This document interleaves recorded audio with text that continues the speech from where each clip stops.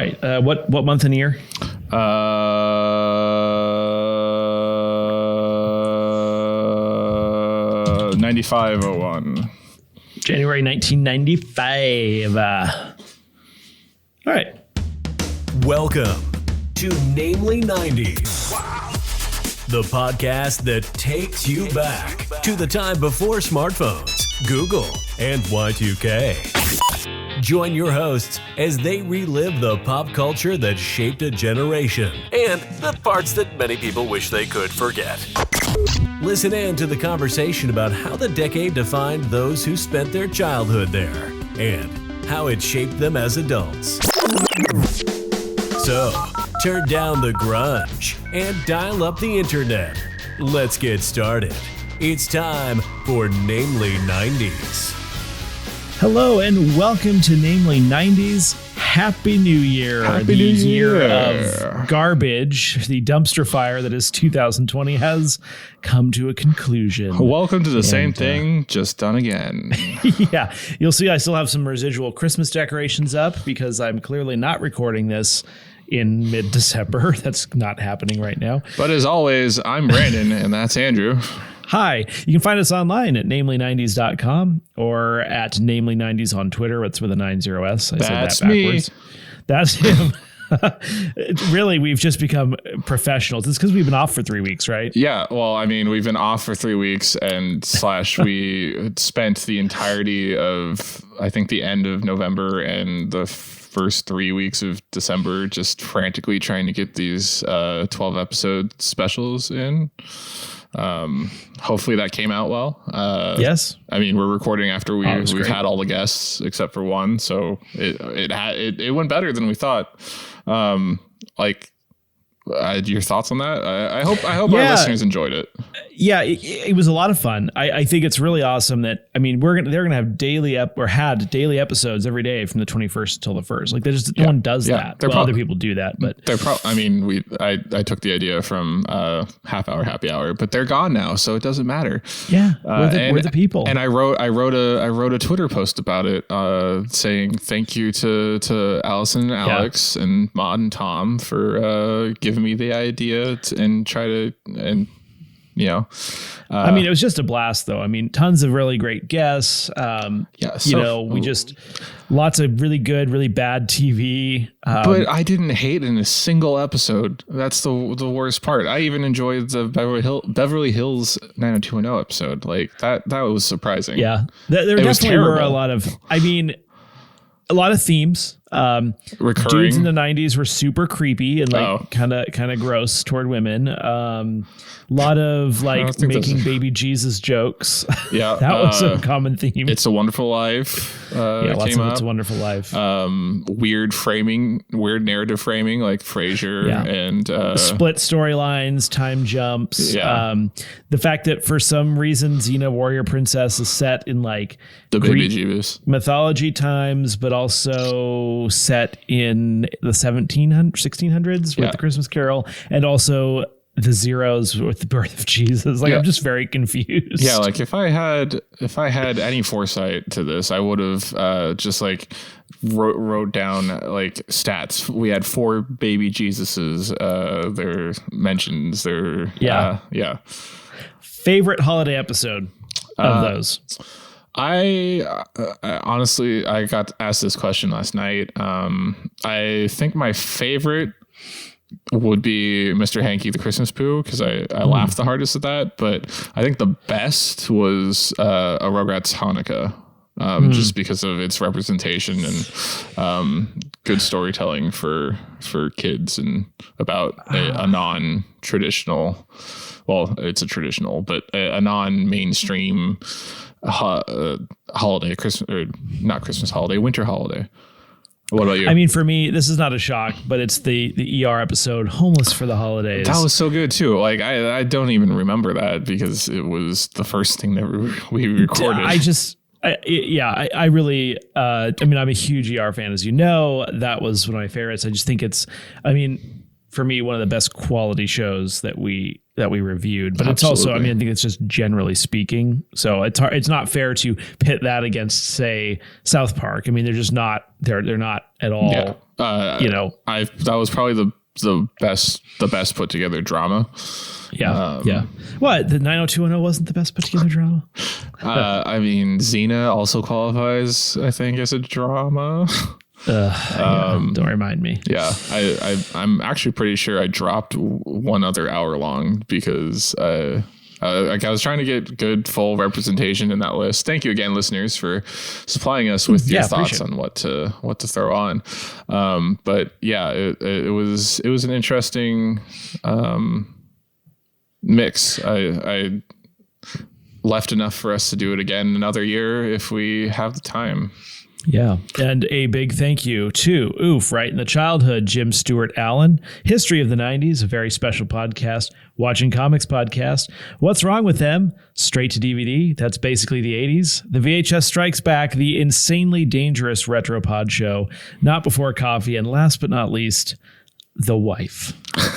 I think we gave her agency in this last episode. So thank you, Kayla, for coming on. Thank you again. And then I have to say my still favorite thing is this book of poems collected by Jewel Kilcher. I very much appreciate my nothing. It's the nothing. Thought that counts, okay? Thank you. Shall we read a poem for the listeners? Oh, this is going to be a recurring thing, isn't it? Well, I mean, if you're going to buy a book of poems, you got to find a good one. Okay. Yeah, this is good air. It's great. No, here's a good one. Collect beads of night. Collect beads of night. Fill your skin with the dark weight of the wet sky. Let boldness live in your heart, and I will recognize you amongst the many and claim you as my own. Powerful stuff, guys. Powerful stuff. That's a thinker. That's a thinker. Yeah, I don't know what that was all about. So this time, let's get right back to it. I know, so it's this so episode, weird to get back to our format. I know, isn't it? But you know, it's the format is what keeps us going. Gives us 121 episodes. So we are talking about January of 1995. What was going on? Let's take you back to January 1995. So this is a cool thing. If you just skip the 12 episodes that we just had as specials for you, you should go back and listen to them and then go subscribe to all the podcasts that we're on and check out Jim's Stuart Allen's Oregon Trail documentary. Oh, yeah, absolutely. And go check out whatever Caleb plugged because we haven't recorded that. We're recording that later. This is literally the month. This is going to be the only time it happens. This is the month and the year that, oh no, that happens a lot, doesn't it? Yeah, I didn't think that through. Well, that's okay. Because I like how we leave all these in. We don't cut this stuff out. This is for you. No, like seriously, this blew my mind because I was like, this is the first time that I like the last month, and then the next month is the next year, and the last month. But it's we do that every single time a month shifts over. Yes, I see what you mean. I was just so excited because the Billboard charts was like exactly the same. Oh, that's right. You're saying we went from December 1994 to January 1995. That doesn't happen that often. No, it just every time we switched through between the months. Yeah, true. So it's not as big of a deal as I thought it was going to be. Fair enough. But it took me because I wrote. Sorry, no, you're right. The year goes up when we switch months. So you'll be like the end of November 2000. It'll be the end of November 94, and it'll be December 95. Oh, yeah, you're right. So you're right. No, I am right. Wow. We should 5 minutes of banter about how we have no idea what the hell we're talking about. It beats 15 minutes of banter about how a debate works. Okay, so this is the only time where the last month chronologically is the next month. That's what I was trying to say. Step in to the following month of the next year, but because it fell in December and January, it's only 30 days removed. Yeah, so this will only happen twice in our run. Probably. Wow. Except we had a giant 12 episode special in between. Who knows? So on the 1st, we had the last Far Side comic published, as well as the History Channel debuting. On the 4th, Newt Gingrich becomes the Speaker of the House. On the 5th, All My Children, which is an ABC daytime soap opera, celebrates its 25th anniversary with a primetime special. On the 11th, the WB premieres, which is Warner Brothers' 5th network at the time. Also on the 11th, the NHL's Players Association and owners agree to end the NHL strike. That one's in there for Andrew because he's a hockey guy. On the 12th, the O.J. Simpson murder trial starts. On the 13th, Natalia Dyer, who plays Nancy Wheeler in Stranger Things, was born. Didn't realize she was that much younger than us. On the 15th, Western Washington gets the 360 area code, which is northern Western Washington, Bellingham, right? Yes. Also Southern Washington somehow. Huh. It just skips the metropolitan area. Yeah, it's weird. It goes like it's the 253, it's the 206, the 425, and then it's 360 up here and then 360 down here and over there, I think. Huh. On the 16th, the UPN begins broadcast. 17th, the Golf Channel launches. On the 22nd, Rose Fitzgerald Kennedy passes away at 104 years old. JFK's mother, I believe. And finally, on the 29th, in the Superb Owl 29, the 49ers beat the Chargers 49-26. And I'm pretty sure I stole Superb Owl from someone else. Yeah, I remember that being a thing. You can't say Superb Owl or else they get litigious. Speaking of which, all the content claims on our visual episodes have been fun. Yeah, I bet. But technically it's theirs to begin with, so who knows? TV premiering. On the 1st, we have Modern Marvels on the History Channel, as well as Taxi Cab Confessions on HBO. On the 9th... I love Modern Marvels. I'm just going to say that right now. I thought you were going to say Taxi Cab Confessions. No. On the 9th, The Late Late Show with Tom Snyder premieres on CBS. The Wayans Brothers Show premieres on the 11th on UPN. Get Smart apparently had another TV series reboot on the 15th on Fox. And then on the 16th, we had Hercules, The Legendary Journeys, which spawned our first, a spinoff for the series that we watched for our first special, Xena Warrior Princess. And also on the 16th, we have Star Trek Voyager. And finally, the box office was kind of boring because it's January. Yeah. But we have on the 27th, Highlander, The Final Destination, which is the 3rd movie and not a part of the Final Destination franchise. Yeah. Just to fill some more stuff and time on the Billboard charts for the first week in January, we have On Bended Knee by Boyz II Men, which continues until Creep by TLC takes the top spot at the end of the month. It's number 2 up until then. Number 3 is Here Comes the Hot Stepper by Ini Kamazi, which we talked about in the previous regular episode. Number 8 is Tootsie Roll by the 69 Boys. Number 9 is I'll Make Love to You by Boyz II Men. Number 11 is I'm the Only One by Melissa Etheridge. Number 17 is All I Want to Do by Sheryl Crow. Number 20 is Turn the Beat Around by Gloria Estefan. Number 22 is You Don't Know How It Feels by Tom Petty. Number 23 is I'll Stand By You by The Pretenders. And finally at number 25, Hold My Hand by Hootie and the Blowfish. Yeah. Good stuff. Yeah. Basically the same list I read for the last episode. Yeah, but it was a while ago. Yeah.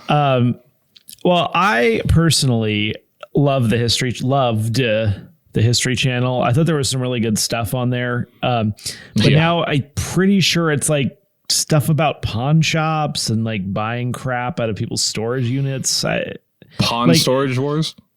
Like just because it's in a storage unit and therefore like a little old doesn't mean it's appropriate. It's like when you play ghost shows on the Science Channel. Yeah.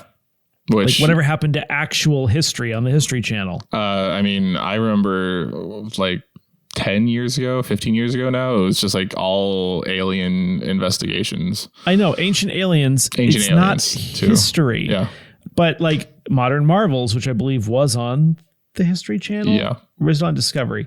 Was like definitely one of my favorite shows. It was like an in-depth look at like, this is how skyscrapers work. And it's like, and now this is how Skynet will come around. Yeah. So I really enjoyed Modern Marvels, and I don't think it's a thing anymore, but it's probably on, I think it's on probably Disney Plus, or no, it's on Netflix maybe. History Channel, I would get sucked into those terrible shows about ancient alien technology and stuff, and it's just like there's just no basis to any of it. It's like, yeah, it's like I'm not intoxicated or inebriated enough to be watching this, but I'm going to spend my entire weekend watching it anyway. Yeah. Well, I mean, there used to be actual specials about history, and I think they do the occasional like miniseries, so like a dramatized miniseries, and I think those have been well received, but I've never seen them. Yeah, I have no idea. I don't go to those channels anymore. I guess I wanted to talk about Star Trek Voyager a little bit, just because it was a Star Trek show, and I like Star Trek. It wasn't my favorite. But still had to be watched. Star Trek Voyager. Yes. I think it had the best intro, other than like the ones that I find classic, best intro of the non Enterprise series. I get it. Yeah. Wow, that cast. Yeah. So the first 3 seasons, it was good. It was good. The premise was the Starship Voyager gets sucked through a wormhole to the Delta Quadrant, which is like 80 years away at maximum warp from home. So they had to. It was. I think they were taken over by like a terrorist group, and then the terrorist group is now stuck with the regular crew on the ship. 80 years away from home, and they just have to keep making their way back home, but they're also going to explore the stars because they're Star Trek, and that's what they do. So it was kind of an attempt to get back to the original space exploration of the original series, because Deep Space Nine kind of got into like this whole war thing that was going on. And yeah. Then let's see, they pick up, they had some great characters. The EMH, the emergency medical hologram, played by Robert Picardo, was a snooty doctor type thing. I don't know. I think there's an Asian ensign named Ensign Kim. I think I saw that. Yeah. I had to look up the different ships and compare them because I didn't know the difference. Yes. The Voyager has nacelles that move, which was mind blowing, I guess, at the time. And then I did like their main engineer, who was a Klingon, half Klingon, quarter Klingon, named B'Elanna Torres. Half Klingon, half Hispanic. Yeah. But yeah, it wasn't my favorite. The Jerry Ryan's character, 7 of 9, came on halfway through the series because their first random girl left, or they didn't like how boring her storyline was. So she was a Borg, which was like the big Star Trek villain of the Next Generation era. That was rescued, and they took all the parts out of her and tried to make her human, but they also had the writers like, let's put her in a cat suit, and the damn cat suit, I'm telling you. Yeah, and she can't get out of it because of medical reasons.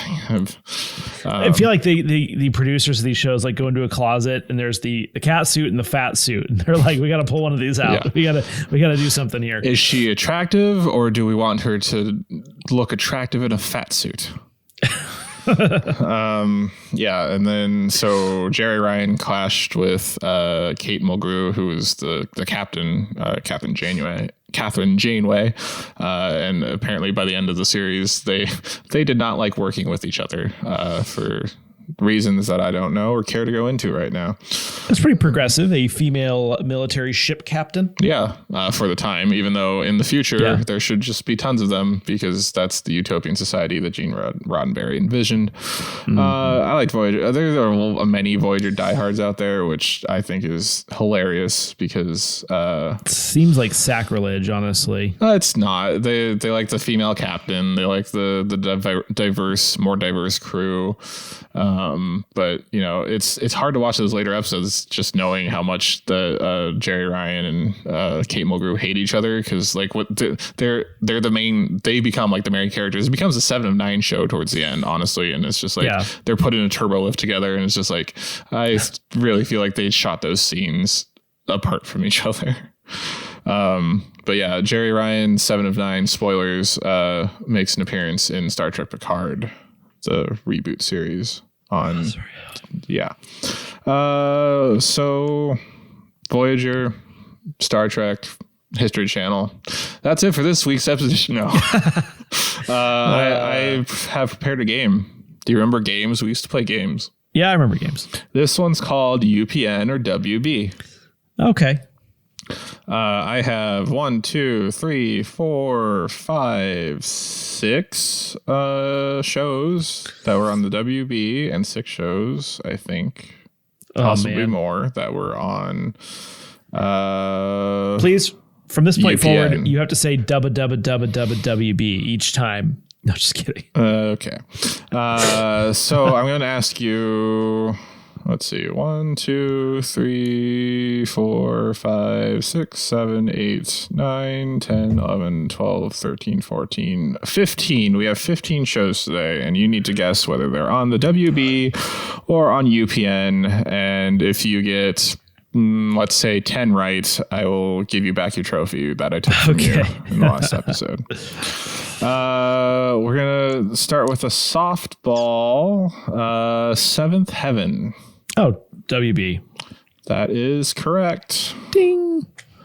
Oh, God, I forgot I have to edit in dings now. Next up, Star Trek Voyager.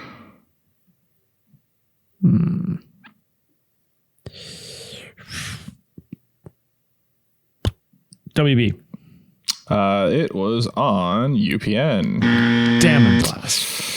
All right, moving forward. A show called Shasta McNasty.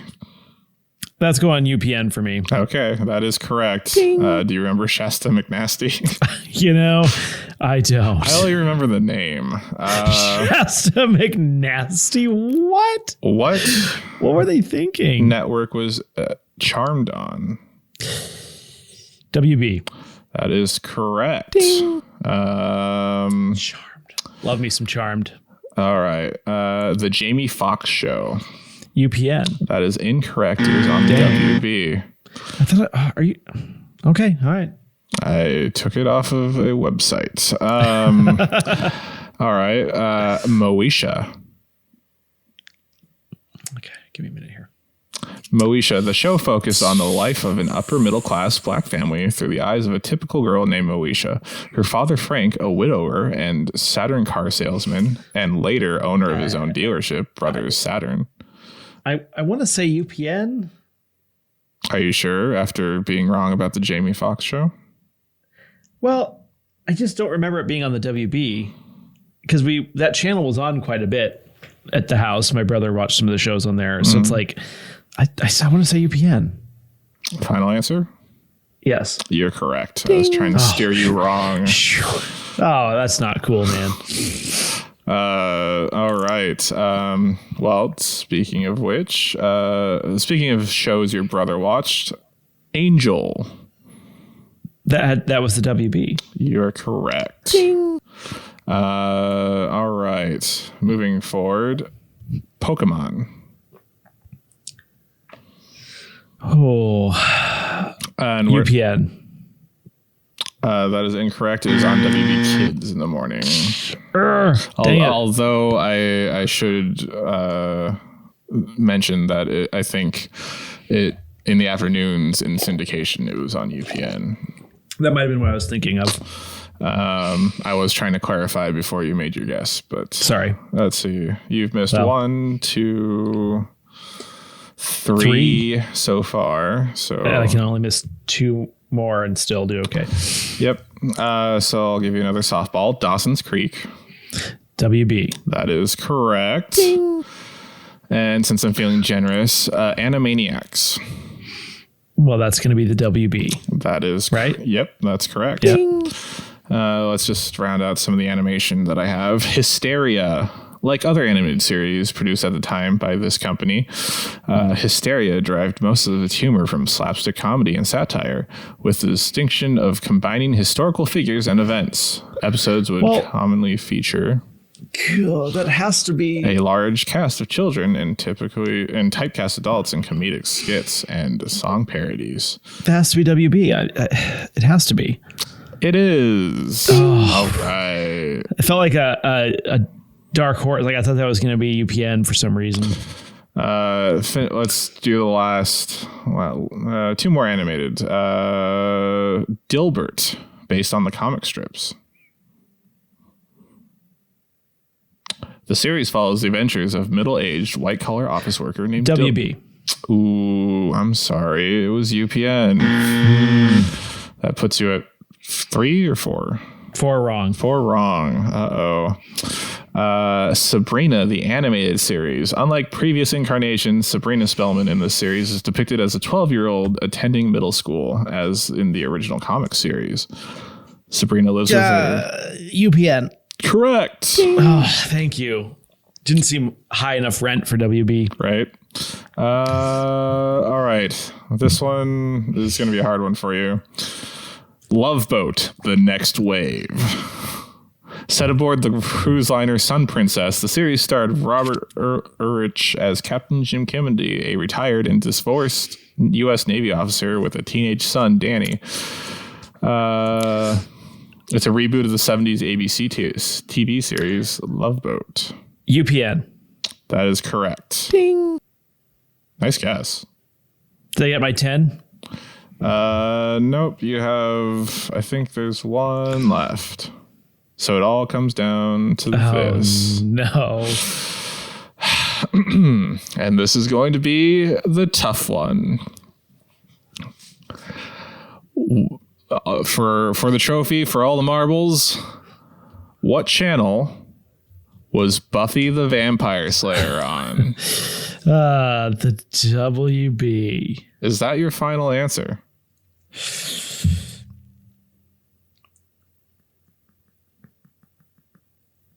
Yes.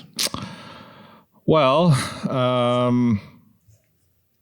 yeah, that's actually correct. Okay, I was going to say. Because, as you know, Buffy moved to the UPN in 2001, yes. But during the 90s, it was on the WB. UPN came onto the scene after the WB, and that's why I was kind of trying to...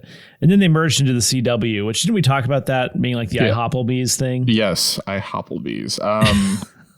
Well, as you heard earlier when I was expositing during what happened this month, both the WB and UPN started in 1995. Oh, January. I feel like we didn't have...